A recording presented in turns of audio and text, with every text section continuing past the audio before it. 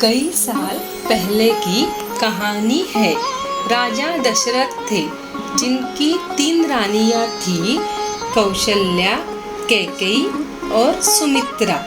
दशरथ राजा को कोई संतान प्राप्ति नहीं हो रही थी, जिससे कि वो बहुत चिंतित थे। फिर एक दिन वो एक ऋषि से मिलने गए। ऋषि ने उन्हें सलाह दी कि आप कोई यज्ञ कीजिए, यज्ञ पूजा करिए, फिर आपको संतान प्राप्ति होगी। फिर राजा ने यज्ञ पूजा की तैयारी की और अच्छी तरह से यज्ञ कर लिया। फिर वहाँ उनमें से एक भगवान प्रकट हुए और उन्होंने कुछ मिठाई दी और राजा से कहा कि वो अपने 3 बीवियों में बांट दें।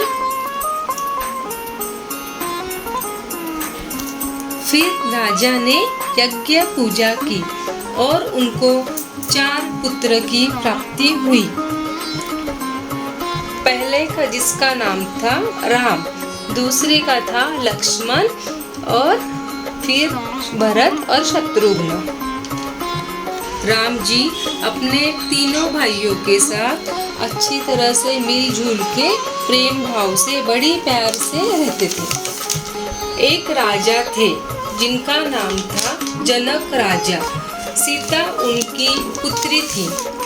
एक दिन राजा के मन में आया कि सीता विवाह योग्य हो गई है, उसका स्वयंवर करना चाहिए। इसीलिए राजा ने उनका स्वयंवर रखा। लेकिन राजा की ये शर्त थी कि उन्होंने शिव धनुष रखा था स्वयंवर में। जो उस शिव धनुष को उठा पाएगा वही सीता के योग्य होगा। कई सारे राजा आ गए, उन्होंने बहुत प्रयत्न किया कि वो शिव धनुष उठा ले, पर उनमें से कोई राजा शिव धनुष उठा नहीं पाए। उसी समय ऋषि और राम और लक्ष्मण राजा जनक से मिलने आए थे।